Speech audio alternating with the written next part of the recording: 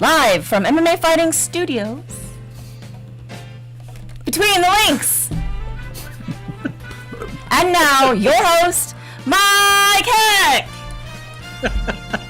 All right, the iconic voice of Esther Lynn has arrived, and that welcomes you to a brand new live edition of Between the Links here on MMAfighting.com. You never know what you're going to get with these live streams, but I am, as Esther said, Mike Heck. Thank you for checking out the show this week. Lots to discuss. And for all of you watching live with us right now, feel free to chime in with your thoughts on these questions, how you scored these rounds as they happen. And, you know, the best comments, so to speak, you will see them on the screen before you right here. And with that out of the way, we're just going to get right into this thing. Let us introduce the combatants. It is a rematch from last week's program. First, let us introduce now the challenger. He lost the coveted BTL title in a close battle last week. Introducing once again the deputy editor for MMAfighting.com, Mr. Steve Marrocco. Welcome back, sir. Thank you for having me. I think pronunciation was my downfall for last week, but I have a phonetic guide in front of me, and I'm ready to take on the current champ. There you go. And that current champion makes his first official title defense right here, right now. The longtime MMA journalist, the editor-at-large over at SureDog, Josh Gross, back on the show. How are you, champ? I'm doing very well, Mike. How are you? And to Steven, I think before we even start this thing, Steven has to pronounce Corey Anderson's opponent's name right now on the spot. Anderson's opponent's name, Steven. His name is Daniel. Daniel is his name. Correct. There you go. I'm honored to be back. Steven, honored to be here with you once again to do this. So looking forward to it. Well, it's good to have both of you gentlemen here once again. Let us get right into this thing, because last week on this show, we talked about where he might stand in this lightweight puzzle. And on Tuesday morning, we heard from the man himself, Nate Diaz, as he spoke with ESPN's Ariel Helwani for around 40 or so minutes. He had a lot to say about the UFC 257 fight between Dustin Poirier and Conor McGregor. Talked about how he laid out the blueprint on how to beat Conor McGregor, the two fighters in the lightweight division that he wants to fight, not in the lightweight division, and a whole lot more. He talked about a whole bunch of different things. Before we start breaking down some of the nitty-gritty in more detail, right off the bat, Josh, I want to start with you this week. What was your overall reaction from Nate's first interview in quite some time? Well, once again, I'm coming prepared. I didn't watch the interview, but I saw a lot of reports, and I appreciate that Nate Diaz likes to do the interviews with Ariel Helwani and spends 40 minutes chatting with him. It sounded to me like Nate was talking about fighting at 170 and wanting an opponent who was winning and looking good. And, you know, all of that was stuff that he said previously. I don't mean to like disrespect him or the interview he did with Ariel by not watching it, but you know, I tend to see how people talk about these interviews, and I really sort of focus on that. I saw a lot of people picking up on not you know, the idea that Nate's calling these guys out at 170 and you know, whether there's traction there. Charles Oliveira is already saying no. Dustin Poirier is like, hey, that's cool, but it seems like 155 is where he's at. Nate's kind of interesting to me if I get a sense of what he said. And knowing the position he's in and understanding that the UFC is now talking about doing welterweight on the Ultimate Fighter, but probably not including Nate Diaz. Like, who's he going to fight at 170? So he's out here putting his name out. He's wanting to do this. He wants to be back. He wants to fight. All that stuff he's kind of said, but who? And that's the toughest thing. There's not a lot of matches for him. That's the one thing about his position right now that I'm kind of, you know, garnering from the reaction that I'm getting from people. What did you think of it, Steven? I mean, whether you watched it or just read different pieces about it, understandable either way. What did you think of Nate's return to speaking, I guess? Well, I found it hard to follow at times. And I don't think I'm the only one. Sometimes it's kind of hard to follow where he's going with things and hard to follow his logic. I did not make it all the way through because of previously scheduled duties, but I disagree that there's no fights for him. I think there's plenty of fights for him. I think that's what the UFC has been trying to do, is get him to take a fight for a long time. I think if it's just about opponents, that's clearly not, from the way it's gone thus far, the only requirement to get a fight with Nate Diaz. There's a nexus between competition and what he finds interesting. And we had some conversations last week about what exactly interests him, whether that's competition or money. I think it's both. I think it's a concept that he has about certain fighters that he has more respect for because perhaps of the style that they bring to the octagon. But it's also about, fan interest, things that'll get the fans going and, ideally help his brand and help his bottom line. I don't know his contract, so I don't know if he directly benefits from, more buys or not. But Nate Diaz says a lot of stuff, and he said a lot of stuff. It has not translated always to actionable moves. I don't know what exactly the purpose of it was, other than to basically say, hey, I'm here, I'm ready to go. I think there are some matchups that are interesting to me, both of which are on my terms, meaning that they're at 155 pounds and they've already been turned down in the way that he wants them. That's going to be the way it's going to be. If you have fighters who are thinking more from a competitive standpoint and say, look, we're lightweights, we want to get the title. But really, it's just a matter of him making a decision and coming to a meeting of the minds with the UFC, because he gets offered a lot of opponents and he doesn't take them for whatever reason. Why are you laughing at me? Why are you laughing at this, Ghost? I'm just stretching my neck, Steven. Don't worry about it. Keep going. Come on. I'm just saying that he's a tough guy to pin down, and nothing about that changed after that interview. All right. Yeah. So kind of going back. Yes. I mean, kind of going back to all that, Steven. Nate, when Nate does these interviews, like you said, I think some of the reaction is just like he's all over the place, but in a weird kind of shrewd way, he always plants these seeds, and they're kind of brilliant when you really think about them.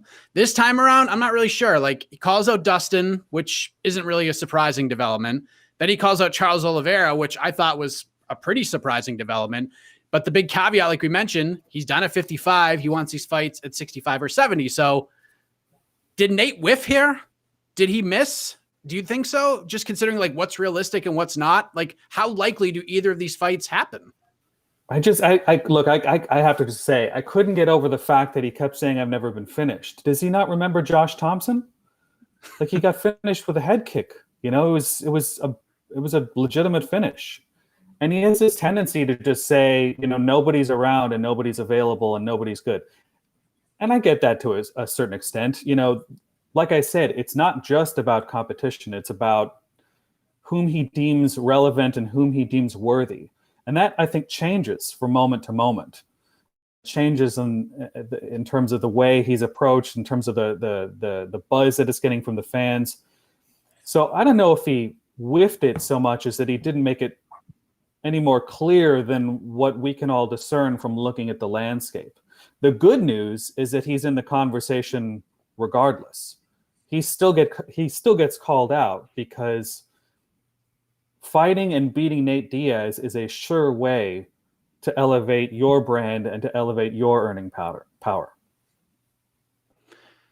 Josh, we saw a couple of tweets from Poirier on Tuesday, and he said, fighting near my natural weight class? Sure, that sounds like a good idea. But like you said, Charles Oliveira goes on Twitter earlier today, and he says, status, no interest, homie. Goal is the lightweight title. Did Charles Oliveira make a mistake? Because we talked about it on the show last week. Him not fighting Michael Chandler, while we agree, was not a terrible decision, taking those fights on short notice when you're so close to the belt. Oftentimes the UFC likes to punish these guys. Oliveira may sort of get back to the bottom of the pile, so to speak. A fight with Nate Diaz at 170 doesn't seem like a terrible idea to me. What did you think of Oliveira just shutting that down? I think he knows what he wants. He wants the lightweight championship, and you're not going to get it fighting Nate Diaz at 170. I think Dana White came out and said that he was totally fine with Oliveira's decision, totally understandable. You want a full camp. I get it. And, it's interesting to hear Dana say that. And I do feel like I said in my first comment, in a way, Nate put himself in a box here, right? Because there's not a lot of names you can put on a poster with Nate Diaz that makes sense. And yes, he can conjure these fights and he can sort of make them out of the blue. But like you said, he didn't really do that this time. So, what did he do? I think he expressed that he wants to fight name opponents that are like on a good run. He doesn't want to fight a guy who's lost a couple fights here or there. He's pretty dismissive of Conor McGregor, if I understand. And privately, and like speaking with his team, he's that way. It's not like he's saying this publicly to spite Conor or anything. He's just not interested in that because he doesn't think that that's the most competitive fight. And there is this psyche, and again, I talked about it last week with Nate and Nick and sort of that clan, that they have this mindset and this code that matters to them. And that's a big piece of the roadmap to their decision-making.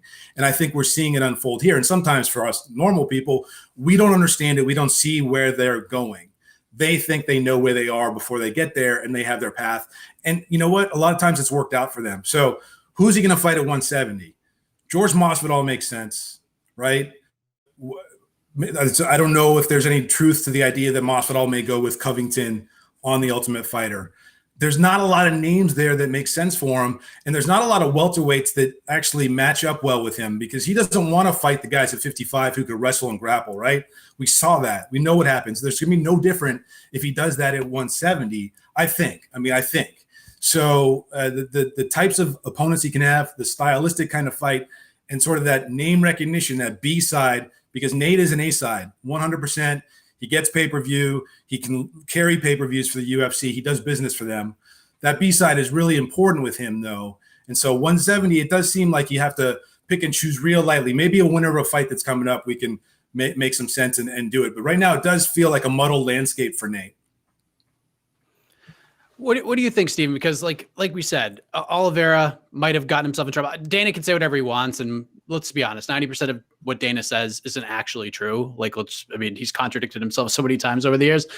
What? I don't personally blame Oliveira for any of this. Oliveira saying no to Chandler, I have no problem with it. But when you have a guy like Nate calling you out, I actually thought he did Oliveira a favor here. Like, I understand he wants to fight for the title, and it's risky, but it seems like this is a fight that Oliveira could do very, very well with. Should he have just jumped on this and then entered the 55 fray after that? Because something tells you there's going to be time to jump right back into that conversation. There's a lot of unknowns you introduce to the equation by taking a fight at 170 against a guy that's not in your division. That may be popular and may elevate your brand, but there's just a lot of different ways this thing can go sideways. You could get injured in training camp and blow your knee out and spend a year on the sidelines. Somebody else could come up and get that opportunity from you. There's quite obviously a lot of people chomping at the bit to get that, to get to the top at 155. So I completely understand Oliveira's rationale. He's obviously more interested in the competition of things than just going off and, making some cash and getting a lot of eyeballs. And I respect that. And not only do I respect that, but I respect Dana's comment that he's not going to go to the back of the line because he turned down a short notice fight. I appreciated that distinction that he said he just turned down a short notice fight, not the actual fight. And we're not going to hold that against him. Now, that being said, this is a fluid situation. So, I think that Oliveira has paid his dues and then some. And I think he deserves an opportunity, if not in his next fight, then the fight before. Anything that's going to get in the way of that, I think, is counterproductive. Steven, based on this information that we have here, on what he said, everything in play, and I think Josh makes some great points. If he fights at 170, who's he going to fight? I mean, there's Masvidal. And listen, I understand that some fans are upset about the finish of that fight. Masvidal beat him up start to finish. This is a one-sided fight. So when that was being rumored, I didn't think there were a lot of people overly excited to see it again. Sure, some casual fans are excited about it. I mean, if you look at the other guys, like Josh mentioned, you got Masvidal, you got Colby, other guys. I mean, not a lot probably interests him at 170 at this point. So if you were a betting man, would you bet more on the fact that he's going to fight 1, 2, or he says he might even fight 4 times in 2021, or he doesnn't fight at all in 2021? He will not fight 4 times in 2021. He will not fight 4 times in 2020. It's just will he fight at all though? Will he fight at all though? I don't know. Like I don't speak Nate Diaz like Josh does. Yeah, I would say he's going to fight. Who? I like the Masvidal reboot. That's an easily sellable rematch.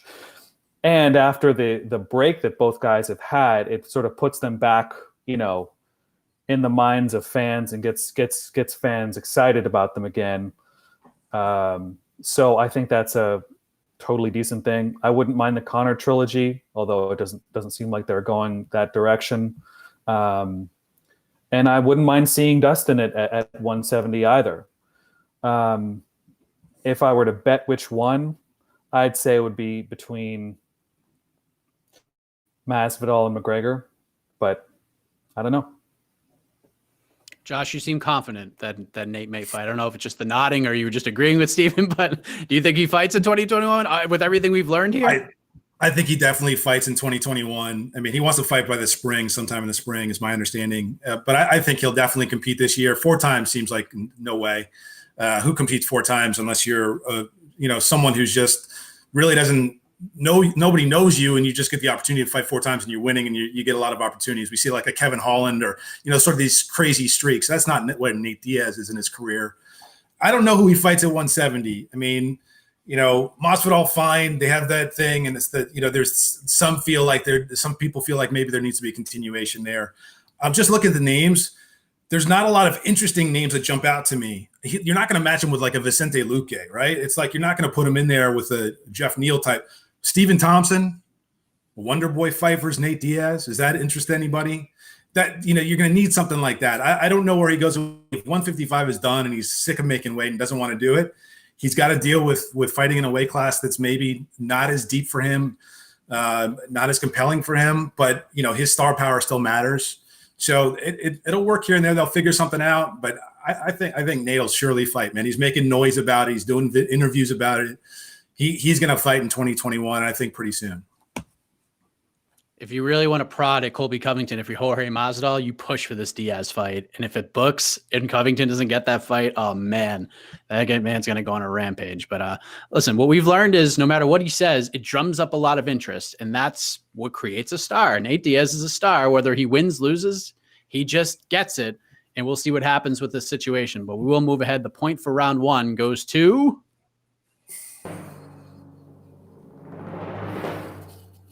the champ, Josh Gross, on the board. Thank you. Steve, early ahead this time. You got round 1 last time. I get round 1 this time. Let's see what happens. It's a bad call. It's rigged. Steven, you know this for sure. You're 2-0 when you lose the first question.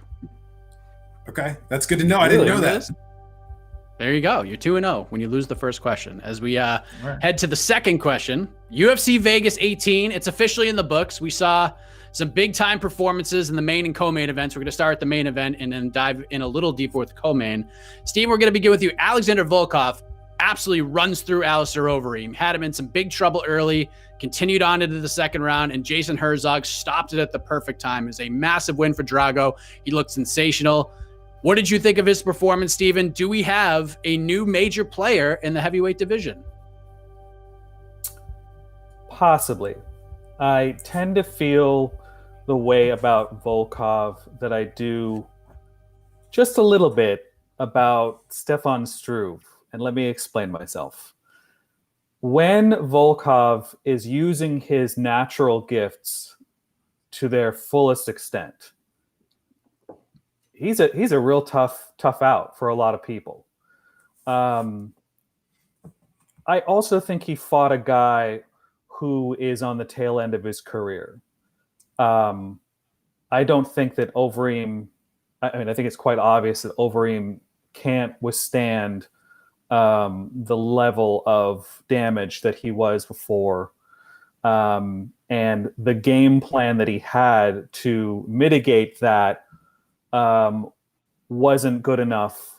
It wasn't enough to overcome his sort of natural deficit at this point. Volkov has some really good weapons. He's really good if he keeps you at distance and he works from the outside, picks his shots, is very talented. If he does that, then we have a player. But I also think about a guy who has a lot of wear and tear. I see some speed issues if he's going to get to the higher levels of the division. And, he's not, to me, terribly athletic when I look at him versus some of the other top heavyweights out there. And then combined with, his overall skill set versus those, that of a Ngannou or Miocic. I'm not sure he's going to be able to get out of those successful unless he does what he does really well and keeps the guys at distance, uses his range, uses his footwork, kicks them to death and gets a decision. So, I could be proven wrong.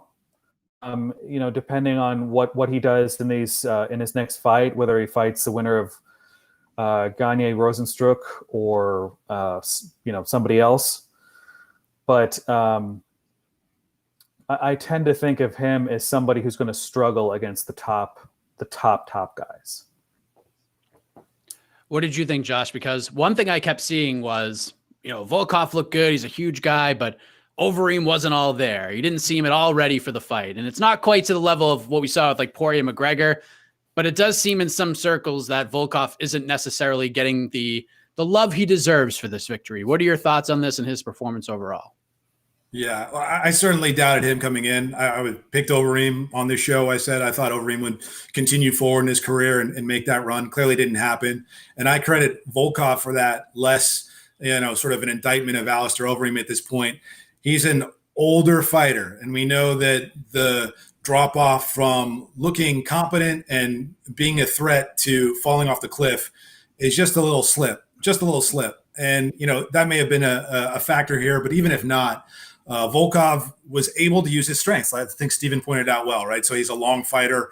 When he can jab and keep it really tight, throw the long 1-2, it works in his favor. And it certainly did against Overeem. Overeem was busted up pretty early, didn't show up, had a difficult time regrouping, and there was no threat of a takedown, right? So stylistically with Volkov, I think one of the reasons that I have doubted him, and look, I was doing the noob thing, right? I was like, he's a Bellator champ. He must stink. Like, he's not that good, really. He's kind of been up and down the UFC. I haven't seen enough of him.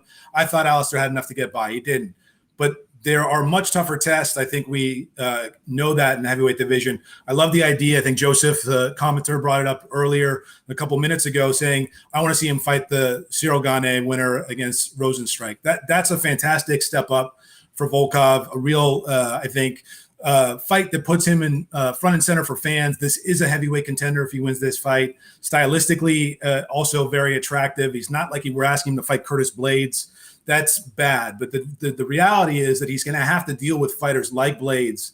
You would think he's going to have to deal with that before we talk about him as a legitimate heavyweight championship contender in the UFC. And so there are still questions out on him. But this was a massive victory for him, a big step forward, and now puts him in a position to fight in a bout that people can legitimately say, this is for the number one contendership in the heavyweight division. There is some space at the top. We know the championship fight's coming. We know John Jones is right there. There's no rush. So give him that chance to get that next fight and prove it. He may do it. I'm with Steven. I still have my doubts on the guy. Yeah, I mean, I actually thought the Blades fight, he lost that one, and it was pretty convincing, but he showed, I mean, even in the fourth round, he took Curtis Blades down late in that fight, which I thought was pretty interesting. And he knew he needed to put on some size. He definitely did. He's not weighing 247 on the scale anymore. He's weighing 265 on the scale. And you saw it in the Walt Harris fight. You saw it in the Alistair Overeem fight. So he's definitely coming along. I do want to touch briefly on Alistair Overeem, Josh, because we talked about this the last couple of weeks. Win or lose, we all think he's going to keep going. He did come out and make a statement after. It doesn't seem like he's going anywhere, but after watching that performance, has your stance changed on that? Do you think he does come back? I'm going to respect Alistair and listen to what he says and say, yes, he's going to do what he says. We get into trouble sometimes, but the conversations need to be had, should you come back? Is what's the cost benefit here? What are we talking about? But again, this is someone who's done his entire adult life. This is his profession. He's an expert at this. He understands his body. and he's making his own choices. I think we've seen the last of Alistair as a heavyweight contender in the UFC. I think the idea that somehow he's going to end his career as a UFC heavyweight champion, that is past. But again, like saying something and then actually going out and doing it sometimes are different things. And if he feels like he's got that left in him, still very early from the Volkov fight, you give him 2 weeks to think about it. He's a pretty smart guy, cerebral guy. He'll go through the things. He'll talk to people around him. I think this comes down to him not wanting to go out this way. And so he's going to give himself one more chance to fight. And if it ends up badly for him, he's done. And if he wins, he'll continue. To me, that's the way that he thinks. And I imagine that's really what's happening with him at this moment.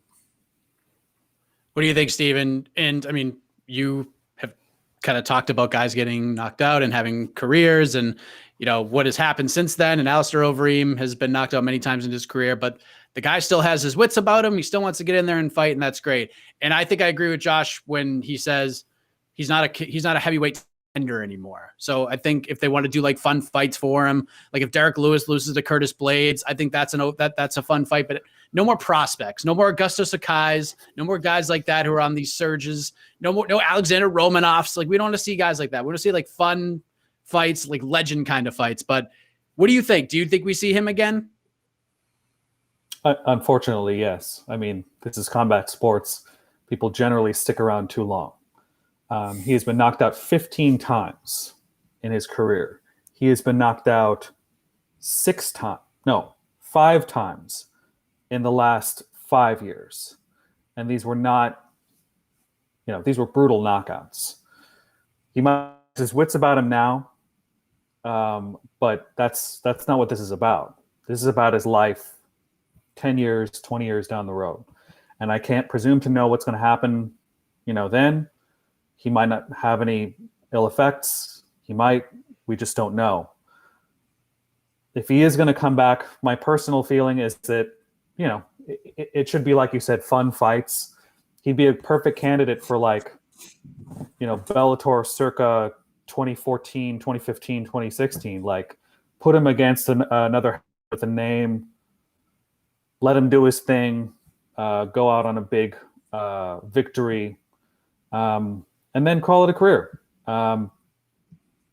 Sadly, I don't think that's what's going to happen. I mean, I would hope that he would do one more run, and the next big setback would be his last. But yeah, what does he have left to prove? He's won 3. He won the Dream Belt. He won the Strikeforce Belt. He won the K1 Grand Prix, and those are all amazing accomplishments. He will go down in history as a legend of the sport, and the heavyweight division in particular. So I hope that he keeps that in mind when he decides his next move. All right, so I do want to discuss the co-main event because, good God Almighty, Cory Sandhagen knocked out Frankie Edgar. Just an incredible flying knee. It was a scary situation, and as bad as we all felt for Frankie Edgar, what a moment it was for Cory Sandhagen. Does it in under 30 seconds, but it begs the big question coming out of that event, Josh Gross. Where does Sandhagen now fit in this championship conversation? Like, does he become the biggest Petr Yan fan on planet Earth, considering what happened against Aljamain Sterling over the summer, or does it not matter either way? Yeah, I'm not sure that it matters, because if Aljamain wins that fight, I mean, is there an obvious next contender that's not Sandhagen? I think that division is exciting and intriguing as it is. It's kind of also a mess. I don't know. The only other fight that you could say that Cory Sandhagen should take is maybe Rob Font, and I'm not sure that fight makes the most sense. So yeah, it seems like he's next in line here. He's going to have to answer for a lot for the Aljamain Sterling fight, and if Sterling wins that fight, it's certainly not going to be the easiest first title defense to market or sell. But considering the way that he's looked, the Marlon Moraes victory was incredible and beautiful, and this one too. Those kinds of performances you can't just dismiss. They're worth a lot. They're not just regular wins. And so, yeah, if he gets a title fight next, whether it's Yan or Sterling, I think that makes sense. He's probably rooting for Petr Yan. Much more interesting fight, I think, for a lot of people. And if he's going to fight Aljamain next, maybe he wants to do it as champion. I'm sure he'll want it either way. He styles on people. I mean, the Moraes victory and then following up the way he did to what he did to Frankie Edgar, that's incredible stuff. And you don't see a lot of fighters in the course of their careers pulling off back-to-back victories like that. So he's kind of right there, and you can't deny him as far as the next number one. All right. What do you think, Steven? Because for longtime fans of this sport, and I think both of you can respect this, we understand that the word deserves is kind of an evil word in our circles. We have the TJ Dillashaw factor, trying to weigh if it's fair to give him a title shot after, the USADA suspension and being stripped of the title. Josh is throwing the big fat X up. I mean, what I thought was interesting does that make a difference? What I thought was interesting about, if you haven't seen it yet, Cory Sandhagen spoke to our own David Martin. He wants to fight TJ Dillashaw for the sole purpose to make sure that Dillashaw doesn't skip the line. So what do you think happens here? Like, do you think Sandhagen gets the next title shot, or do you think he's going to have to fight TJ to get it? It could very well happen that way. What were you saying? I was saying that's awesome that Cory Sandhagen's a madman. That's I love that. I couldn't agree more. And it speaks to his intelligence about the way things really work in the sport. He doesn't have the same name value as a Dillashaw or a Garbrandt. And no matter how impressive he is, when the rubber meets the road and they're deciding who they want to go with next, impact, reach, audience, whether through social metrics, or otherwise, those things do matter. Probably more than we'd like them to at points. So whoever wins, Aljamain or Yan, I would think that a fight between Dillashaw and Sandhagen would make sense. I don't think it's necessarily correct. I don't think it's the right message to send, first of all, after a guy that's coming off a 2-year suspension for EPO.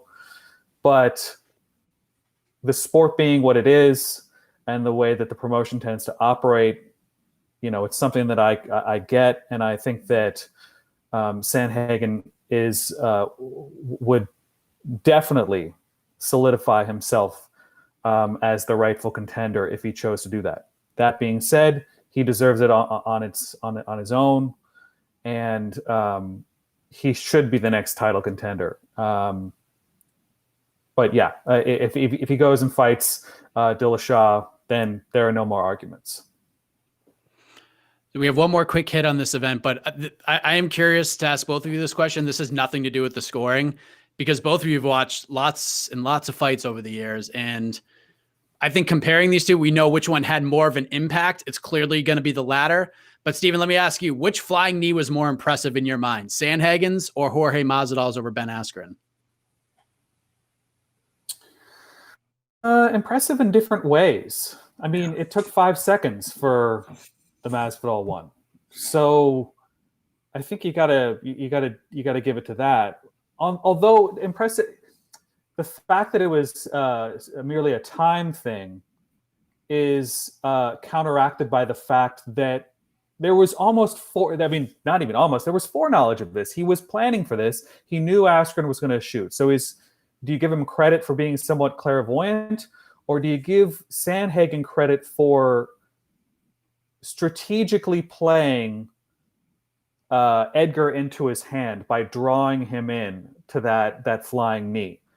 It took a little bit longer, but I think there's a strong argument for the latter, because Frankie Edgar is not an easy guy to hit. He did get dropped a lot in his early career. Like it was kind of a thing. He would get dropped early and then he would fight his way back. It's really hard to finish him, though. He has a lot of he moves really fast. He's got great speed. He gets in and out, and he's hard to put away. And the fact that he is getting put away later, at this point, I think speaks more to just the fact that he's been in the game for so long, and he's got a lot of miles on his body, and he might be, coming toward the tail end of his career. But as I'm thinking about this, I would say there's probably a stronger argument for Sandhagen, given Frankie Edgar's reputation relative to Ben Askren. I don't think anybody was under any illusion that Ben Askren was going to shoot on Masvidal. So the fact that he did was, not a huge surprise. And you can say that, okay, well, he basically played the odds and the odds were in his favor. But the odds of knocking Frankie out with a flying knee, not high, I would venture to say. So I'm going to go with Sandhagen. What do you what do you think, Josh? Because listen, both these knockouts are amazing. Both these flying knees are unbelievable. They'll be on highlight reel videos forever and ever. It's like if you won $1 million in the lottery 2 different times, it's like saying like which day was better. Like I won it on a Thursday or I won it on a Saturday. They're both awesome in their own ways. Just one happened in a different way than the other. Which one was like more impressive to you? Was it the Sandhagen flying knee or the Masvidal flying knee? Yeah, it's a good question. I'm going to just say, first of all, like the flying knee knockouts that we've seen in mixed martial arts that we immediately start remembering, they're all incredible in their own ways. And it's super hard for me to judge one over another. This was like a conversation on Twitter in the wake of the Sandhagen knockout. To me, the obvious answer is George Masvidal. There's absolutely no question that it's George Masvidal. When people think of Ben Askren, that knockout is probably the first thing they think of. When they think of George Masvidal, for a lot of people, that's the first thing they're going to think of. And there's a lot of people who have that thought and remember it, and that turned into a meme, and it was like circulated in the zeitgeist. That moment in time, 5 seconds, doing it, planning it out. I give him all the credit in the world for planning it out and foreseeing it and not improvising it as gorgeous and as artistic as Sandhagen's was. To plan for it, see it, execute it, and then for the world to talk about it, there's no question that the Masvidal's knockout is the one that stands out to me. And there's nothing to diminish Sandhagen. It was incredible. But no one is going to remember this in the catalog of Frankie Edgar's career. Okay? Like Frankie Edgar accomplished so much and did so much, and maybe this gets brought up at the end as a footnote when he got knocked out bad by Sandhagen. But it's absolutely not the first thing they're talking about and not the 10th thing they're talking about. With Ben Askren, it's probably either this or the Jake Paul fight, or like the top 2 things that they're going to talk about with Ben Askren's career. And I'm guessing it's this Masvidal knockout. So for me, that's it. All right. One last thing on this event. We had some great performances on Saturday, some good scraps. Real quick, Josh, who is your, 10th player award winner from UFC Vegas 18? Like the unsung hero of the card. I'm going to have to look at the card, but I'll tell you what, I have no problem saying that whatsoever. Can I give 2? I mean, it's not even a 10th player. It's like 1A, 1B. The Dariush Ferreira fight was so good, man. That was just an awesome display. It delivered on everything that we wanted to deliver. And Dariush, that was a resounding performance. And the way that they conducted themselves during the fight, after the fight, everything about that was the best of mixed martial arts. And to me, that's the one thing that stood out above all else in this card, outside of the Sandhagen knockout. And I really give credit to both those guys. It's a good answer right there. Steven, what say you? I'm going to go Pantoja. Manel Cape came in. That classic thing that grizzled MMA fans like us love, an outside champion coming in to see how he does in the UFC. And Pantoja showed him no respect and basically ran away with the ball. Just outworked him. Manel banked a little bit too much on getting that quick hit. And before you know it, he was way down in the scorecards. And I think, further and further removed from comfortability. And in the end, lost a decision. So, props to Pantoja for taking a heavily hyped guy and showing the world that he's still got some development to do. beating him on the feet too, which was super impressive. I thought he studied Manel Cape so well. He knew Manel Cape was a tremendous trap setter, and he didn't fall for any of them. He did a great job staying patient and just sticking with his game and not getting lured into a firefight, which is really impressive. So I like both those answers. But what is next for the UFC is their second pay-per-view event of the year, Saturday in Las Vegas. That is what we'll be discussing next. But the point for round 2 goes to... Drum roll. Do we have a drum roll? Hey, up. It's going to Steven Marrocco. Good God. There you go. A point for Marrocco. 1-1. What a tremendous battle. I love it. No fanfare, no celebratory music. There it is. I don't need it. Don't need it. Don't want it. Don't need it. Don't need the validation. Okay. All right. Well, we got UFC 258 coming up on Saturday, and the welterweight title is on the line in the main event between Kamaru Usman and Gilbert Burns, former teammates. Pretty interesting matchup for sure. But I don't know, Josh Gross. As much as my fan hat goes on when it comes to this matchup, I want to see how it goes down, the chess match, all that stuff. I don't know, man. Doesn't seem to be a lot of buzz this week. Is it just me, or you sort of experiencing this yourself? I asked the question on Twitter, what's your interest in this fight? And I made it specifically not about UFC 258, but about this fight. You got across the spectrum, wide range response. There's people who are straight up the bat, 0, I couldn't care less. And there were people who were super amped for this fight. And I think that's sort of Kamaru Usman's polarization realized. Some people watch him and respect his competitiveness and his tenacious way of fighting and the way that he grinds on people and respect it and say he shuts down great fighters. And you know what? He gets some good finishes too. I'm certainly in that group of people who respect what he does in the cage. And then you have people who are just bored to tears. And the fact of the matter is this card is super expensive, $70. And it's the second $70 card of the year. The first one, hey, we had to buy, it was Conor McGregor.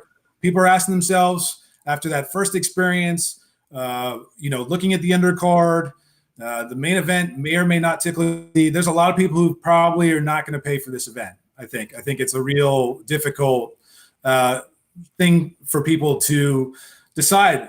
I got a bunch of responses saying, no, this is too much for me. I can't do it right now. So I am feeling disconcern about this fight. I think the fans are feeling like, this is a great fight. I know that Gilbert Burns and Kamaru Usman is probably going to be a fight I need to watch, but I don't know if I'm going to get myself to watch it. I'm not sure we're going to hear Dana White saying this fight's trending to break records. And so there is a confused audience. They're not quite sure what to do this Saturday night, Mike. I'm not sure how they're going to respond to it, but Kamaru Usman, he's a polarizing figure in the cage, the way he fights. Some people hate it. Some people really respect it. But he's earned his reputation, and we're going to see whether they're going to want to tune in for what I think will be a highly competitive, entertaining fight. But the rest of the card, it doesn't measure up to a pay-per-view. I said it last week, and it's more so this week. We lost Pedro Munoz against Jimmy Rivera. So I think it's a tough sell. Steven, what say you? Is this main event giving fans from your social circle that oomph you would expect for a title fight like this in a division like this? My social circle? I write about MMA all day. Social media circle. Okay. Well, if we're talking about my friends, my folks are not tweeting or texting me about this fight. They're not saying, hey, is Kamaru Usman fighting on Saturday? That is one highly imperfect gauge of the general interest level in a pay-per-view fight. No, it's not there. It's not unlike, Kamaru is not unlike George St. Pierre in his heyday. A guy who was dominant, but not altogether exciting at times, effective, but not exciting. And I think with Kamaru, the thing with him is when he pops is when you give him somebody to play off of him. And Colby Covington was the perfect example of that, because you have the MAGA gimmick and all the heat that he built up before that fight. doing his shtick, calling out the champ, being the general nuisance that he was. And then you have Masvidal, who's coming off that insane knockout BMF. It makes sense. That's what gets fans excited. It's the personalities. It's the star. It's a star-driven sport. And Kamaru is not that guy. He's a competitor. He's a fierce competitor. He's amazingly talented. He's 17-1 as a professional, and he makes a lot of really good fighters look very average. But this is a star-driven sport. It's the reason why Jose Canseco and Britton Hart and Paige Van Zandt trounced traffic for UFC Vegas 18. It wasn't even close. So this sport is about, stars and storylines and personalities. And these guys are former teammates who don't necessarily dislike each other, who respect each other, who plan to give it their all in the cage. And that's just not really a recipe for a blockbuster. Combine that with the fact that you looked at the preliminary card, and there's just, it is a tough sell. And pre-COVID times, you could make the argument that you throw in your $5 or your $10, and it's not that bad of a deal. But now I think people are watching a lot differently than what they were. And like Josh said, with a $70 price tag, I think this is not going to be one that that breaks the bank, so to speak. All right, so some things have just happened while this conversation has been going down, and it kind of brings up a question that a buddy of mine texted me, and then I'll reveal what is going on. He watches the sport all the time, and it goes along something like that I've said for the last 5 or 6 months. And his text was, "What do you think of the title fight?" And then the second question was, "Is welterweight a bad division?" Now, I understand this question in a way, not from a talent standpoint, because there's a lot of it, but just like look at the top of the division. There's some studs, there's some draws, some really good fighters. But even with all of this talent, welterweight has not given us much since July when Usman beat Masvidal, and that didn't leave a great taste in people's mouths. We got Covington Woodley, then we got Wonder Boy Jeff Neal, we got Chiesa versus Magny, and now we just found out that Khamzat Chimaev versus Leon Edwards is off the March 13th card. So that was a big welterweight fight to kind of get this thing going. ESPN is reporting this. Dana White told ESPN that the fight is off. Still COVID stuff for Chimaev. He hasn't been able to recover. So I guess my question with all this in here, Steven, is although this fight is not getting that, oh my God, we have to spend $70 to watch this kind of buzz, this is now a super important fight to get this thing moving along a bit. Isn't that the case here? Get what moving along? The division. We've gotten nothing since July, really, outside of Covington Woodley. Yeah. I mean, I don't know if I have a whole lot of it. It was important, and it is important to move along the division. And the Khamzat fight getting lost, man, that fight just seems snake bitten. But there are other guys, like you said, like you mentioned, Chiesa, Thompson. I think Vicente Luque is a dark horse. And then you have Chimaev, who could return at any time and take over the conversation. This fight was between Burns and Usman was already delayed once from this past December. Twice. And then once before that. So yeah, I don't know. I'm not sure how to answer that other than to say I mean, typically champs defend, twice a year. He defended, we're a little bit behind schedule, but Usman will come out from this fight. If Edwards and Chimaev is postponed, it depends on how long it's going to be postponed. And then you have Covington and Masvidal possibly on deck for maybe second quarter, maybe, or maybe the summer card. So I think we're a little bit behind schedule, but I think I think the welterweight division is going to be fine. That's the best argument I have right now. Josh, kind of in that same respect, especially with what we've just learned now, what's better? What outcome on Saturday is like better for business in your opinion? Is it Usman continuing on as champion, being this unbeatable guy, or is it Gilbert Burns coming in, pulling off an upset? I think he's close to a 3-1 underdog right now against his former teammate and becoming the first, I believe, the very first Brazilian welterweight champion in UFC history. What do you think is like has the better sort of afterglow? I don't know that there's a real discernible difference. I'm not sure that either guy coming off this victory would be incredible, that the UFC would all of a sudden have another star that they could really focus on. I don't know. I mean, if you're talking about a challenger coming up and he destroys Kamaru Usman, if Gilbert Burns does that, that's easy to push forward and market and sell, and you can throw anyone in with him and it'd be intriguing. And yes, the division feels stall. I think some matchmaking decisions over the last couple of years didn't make sense. I really felt that the UFC had to have made George Masvidal and Leon Edwards way back when they had all their issue. That was the fight to make. It would have opened things up. It would have answered a lot. Of course, things didn't unfold that way. That fight still lingers, and Leon Edwards has dealt with a mess. And now Chimaev, COVID long haulers are a real deal thing. And if the guy's still feeling effects in his lungs and these fights have to be pushed back, who knows what that story is going to look like. That's sad news to hear. So, I don't know. I think you got to make the fights when they're there. Is there a fight that makes Kamaru Usman or Gilbert Burns? Does it put him over? No, I don't think so in that weight class. I think that weight class has always been about competition, longevity, dominance. And if those things come into play, then you can be marketable for the UFC based on the depth and the number of contenders that were there to really challenge great champion. This is a division of great champions. So I guess to answer your question, Mike, Usman winning, continuing his run, that's where the cachet is. That's where you can start building up legacy and legend.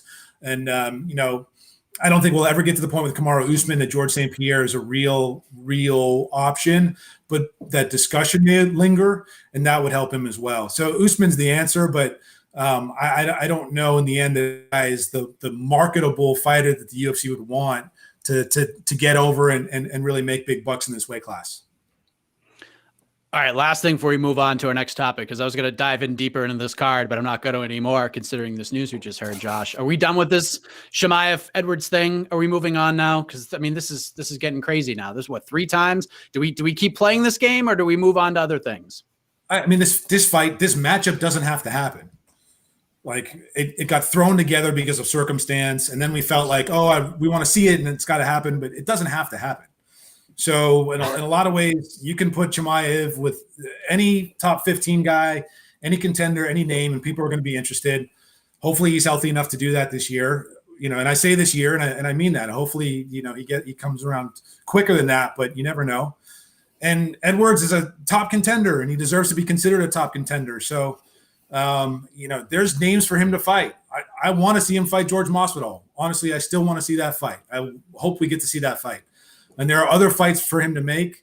They have to make sense in terms of his ranking, or you hold him out and have him fight the winner of Burns and Usman. But no, I don't feel like I have to see this fight. I don't have to see this fight. If it's destined to be, these guys are both young in their careers still, and they'll meet somewhere down the road. The way Chimaev has been rolling, he's going to be fighting for a title no matter what. And if Leon Edwards is that good, they'll meet up again. So I'm not worried about it. You can break them off. If they come back together at some point in the future, terrific. If not, that's okay too. Steven, we're done with this, right? Can we move on with life? Yeah. Look, Leon Edwards has gotten screwed. He's really gotten screwed. And for a lot of circumstances that were completely out of his control. This is number 3 against number 15. And we're doing this because Chimaev has his own gravity. And he's been so amazing. Obviously, he's delivered in the cage, but he's got his own gravity in terms of the attention that he draws. Leon Edwards needs to move on, independent of Chimaev. He can't be the bar that Chimaev can't be the bar he has to clear to get a title shot at this point. He has done his job. He has trained. He has shown up. He's gotten COVID. He's been stuck in the UK when this thing all went down. He had the fight with Tyron Woodley. Who knows where his career goes if he beats Tyron convincingly at that point. It's unfair to make him wait and wait and wait. He's put together an 8-fight winning streak. 8 fights. That's really hard to do. And the division that I agree with Josh is really more about competition and dominance than necessarily star power. And I think that's, we've seen that bucked a little bit because of some of the stars that have been created in this division. Whether it's Chimaev or whether it's Masvidal or whether it's Covington. We've also seen the consequences of that because we have these guys who are now major stars, and it's tough to get them in the same cage. It's tougher to make fights with these guys who bring all this attention and have their own following. But Edwards is a guy who's just been grinding, man. He's been doing his thing, and he has beaten a lot of good names. And with this canceled, I wouldn't say it's Khabib, Tony, but we might take a lesson from that and move on here. I would agree. We will see how all of this shapes out. Maybe we'll have an answer. Maybe we won't. We'll see how UFC 258 shapes up, and we'll discuss all of this on the program next week. We will, of course, have all of your 258 coverage right here on MMA Fighting View and the live weigh-in show tomorrow, noon Eastern time. So stay tuned for that. As far as this matchup goes, we head to the final question of regulation, and in the lead, earning the point for round 3 is... There's a drum roll on time. Steven Marrocco is up 2-1. What? That was a tough one to score. That was like 10 to 9 3/4. I hate being the judge. It sucks. It's a Doc Are we Hamilton. doing half point scoring? Can we do that? Where's Doc Hamilton?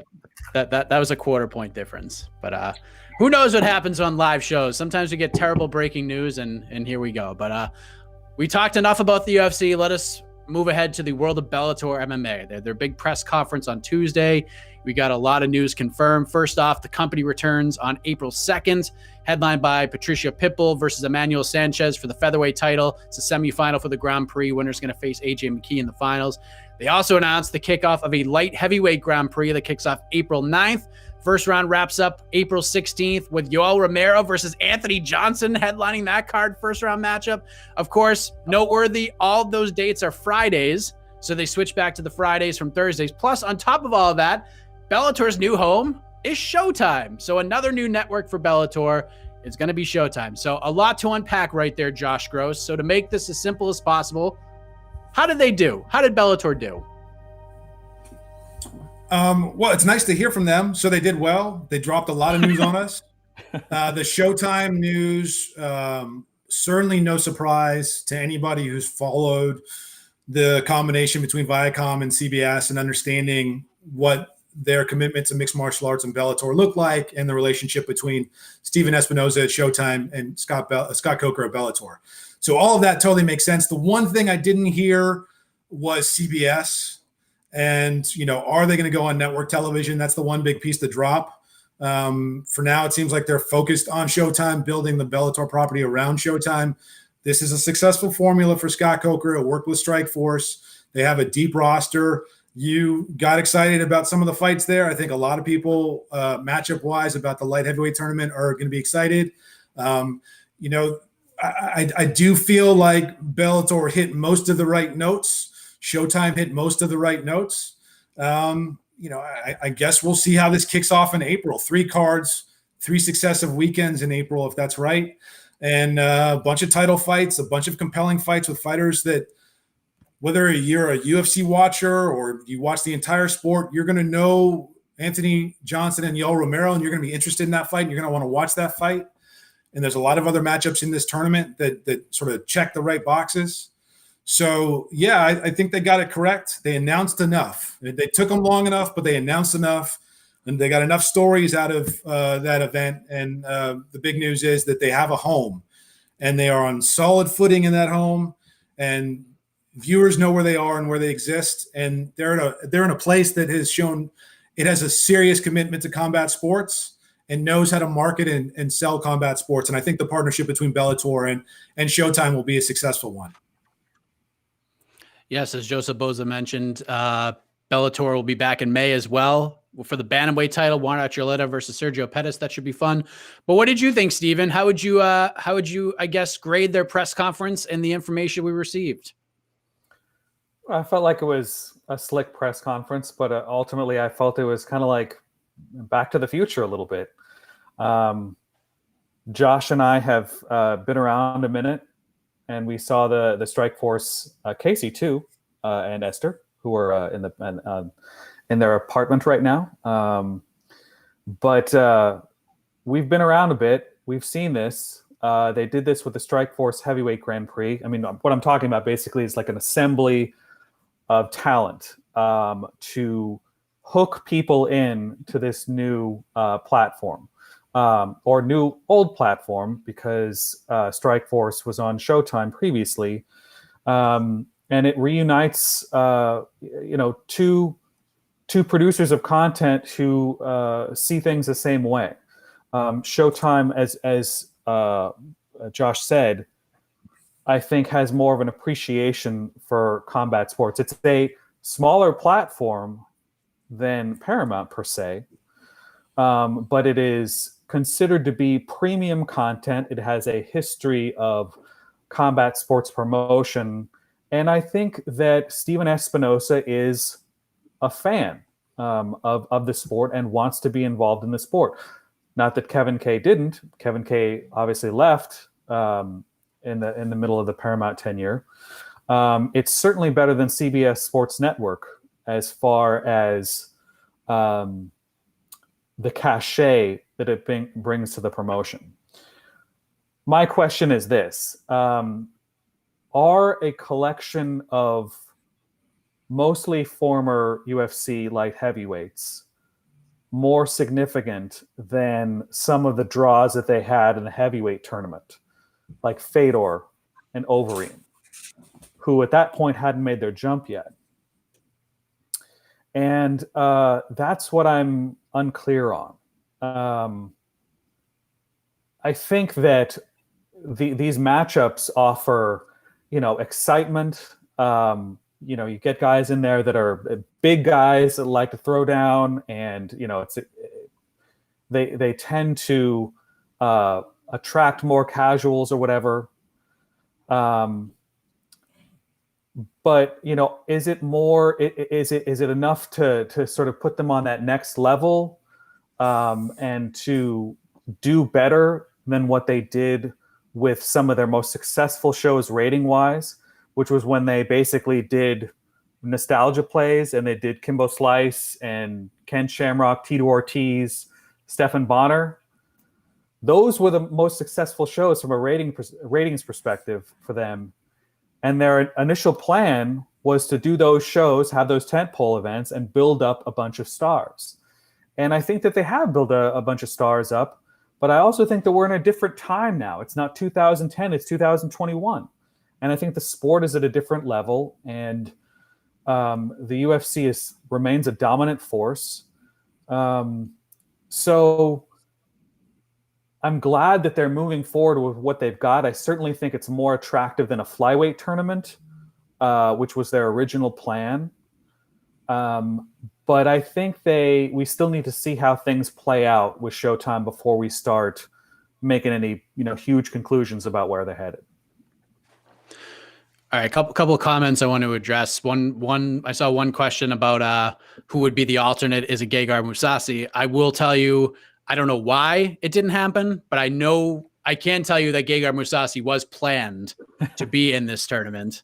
In this I can Grand tell Prix. you, he was offered, and he wasn't interested. He focuses at 85 for him.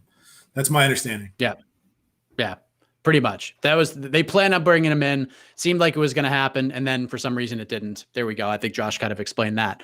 And then another thing, there's this old cliche in everything that, especially when you have things that, with these moving parts and things happening and big change and all that stuff, is it doesn't matter how you start, it's how you finish. So having said that, Josh Gross, has Bellator laid the foundation, in your opinion, to have a massive year? Like, not a good year, but like a massive year. One, we're going to look back 5-10 years from now and say, hey, remember what Bellator did in 2021? That was a great year. They knocked it out of the park.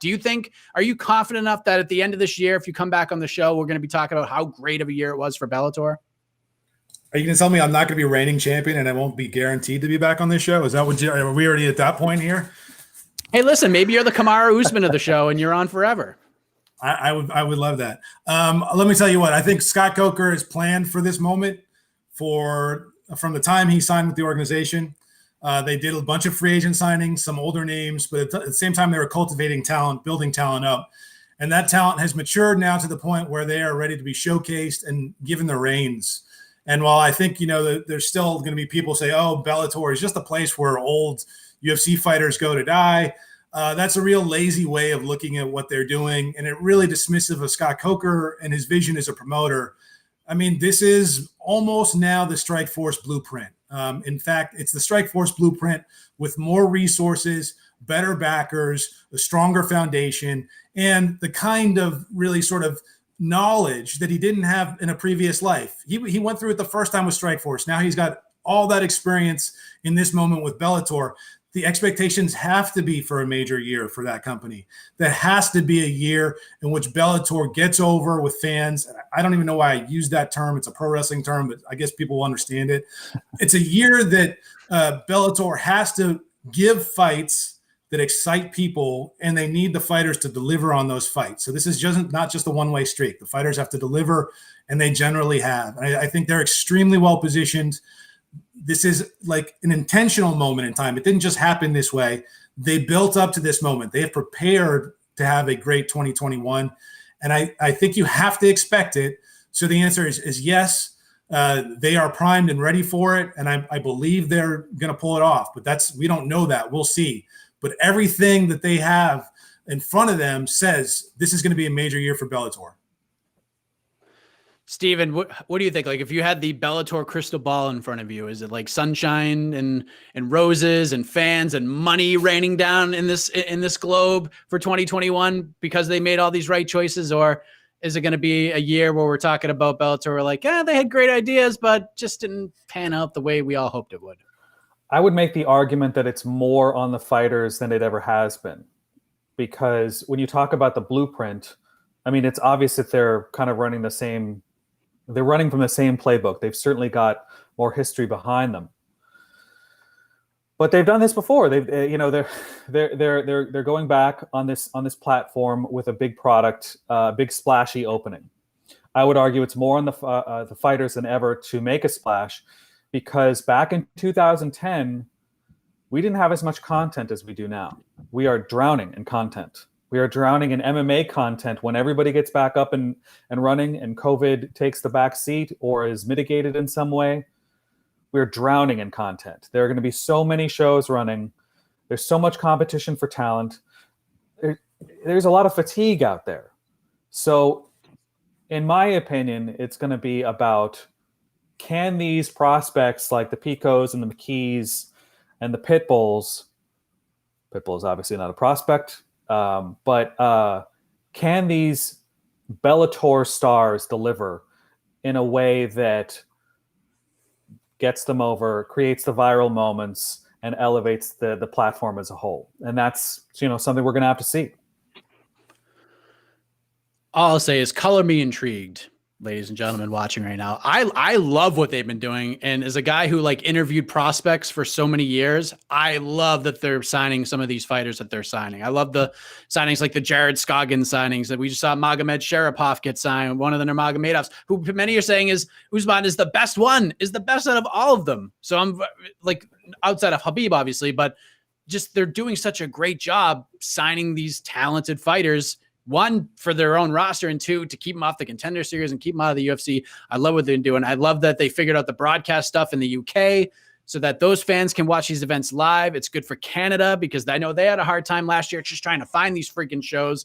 I just hope this is the formula for a long time. They stick on the same network. You want to sprinkle in a CBS show? That's great, but keep things same network, same day of the week. Let's keep things consistent for a long period of time. Keep these big signings, the prospect, the free agent signings coming.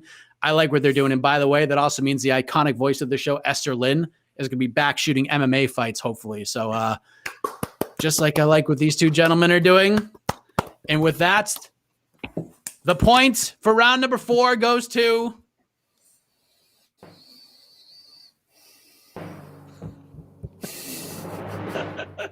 it goes to Josh Gross.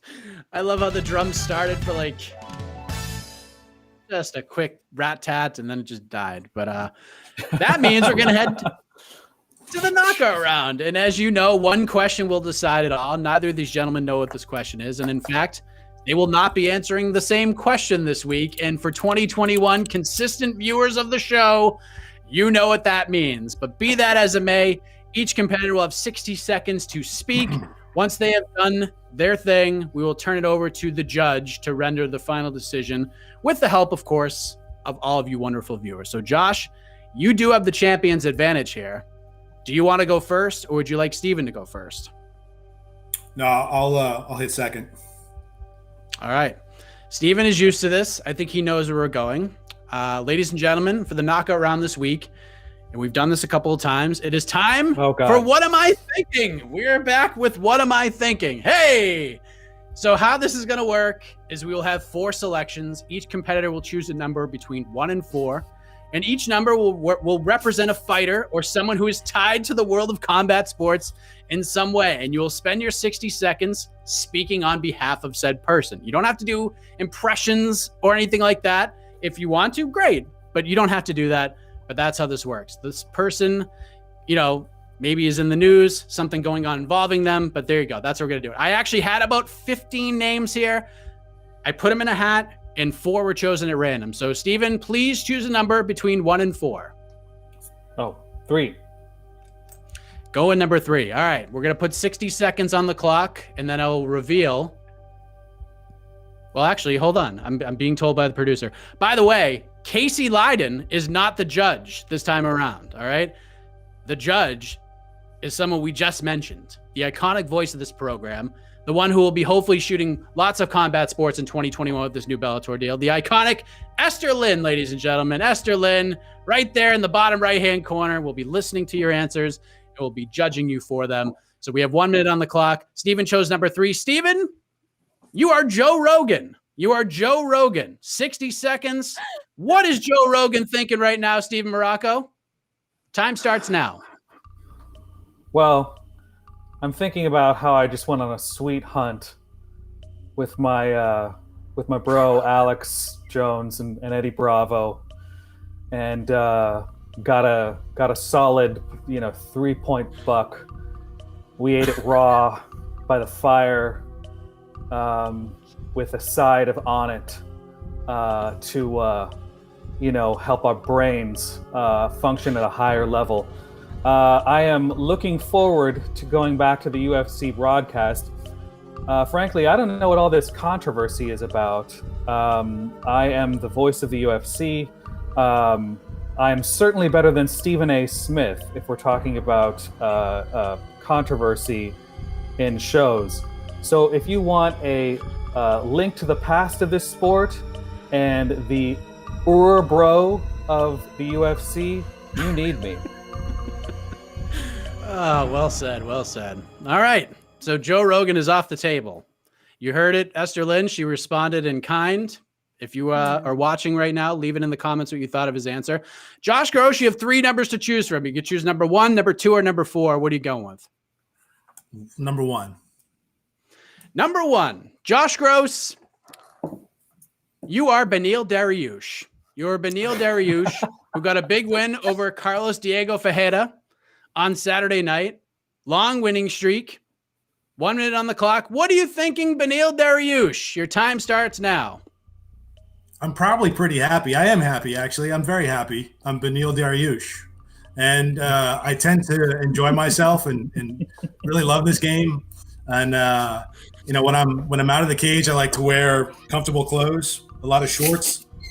But that's all good because it goes with my flip-flops, and then I go to the gym and I train all the time because really that's what I do. I train and I fight and I give amazing, happy press conferences most of the time, or sort of self-reflective. I should feel really good about myself. I had one of the best performances in my career over the weekend. It was a guy I already beat, but beat him again, pretty good. Like I dominated him, and he tested me, but it wasn't not that much. I think I'm right there. I mean, give me anybody. I don't like calling people out necessarily, but sometimes you got to. So, Conor McGregor. I don't want Conor McGregor. I want a title. Give me a title. Oh, man. This is my favorite segment on the show. I love this so horrible much. By the way, horrible. The other two names. Number 2 was Paige Van Zant, by the way, and number 4 was Habib Nurmagomedov. But there are lots of fun names that were in the hat. Gina Carano was in there. Britton Hart was in there. There were lots of fun names in there. Conor McGregor was in there, and so forth and so on. But those are the 4 we came up with. Normally we would turn this over to Casey, but we're going to turn it over to the iconic voice of Esther Lynn in a matter of moments. We're going to let the comments sort of come up and catch up in the chat. But just a reminder, we get you covered with 258 coverage, weigh-ins tomorrow, like we discussed. We got preview show tomorrow afternoon. Then we get the pre-fight show 30 minutes before where we answer all of your questions. And then we'll have the post-fight winners, scrums, because Jose Youngs is in Vegas right now. We got the press conference, post-fight show, etc. On to the next one on Sunday. So stick with us is basically what I'm saying. All right. Hopefully we have tallied the votes in the comments. Let us check in with the honorable, iconic Esther Lynn to render the final decision. Who gets the strap, Esther? So I've been looking at the comments, and I kind of have to agree with Jeremiah K. Is that even though I really liked Steven's rendition of Joe Rogan because of his hunting and on it.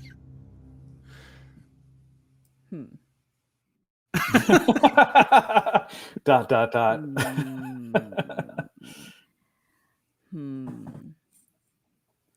Well, I'm glad. Have you made a decision? Yes. All right, here we go.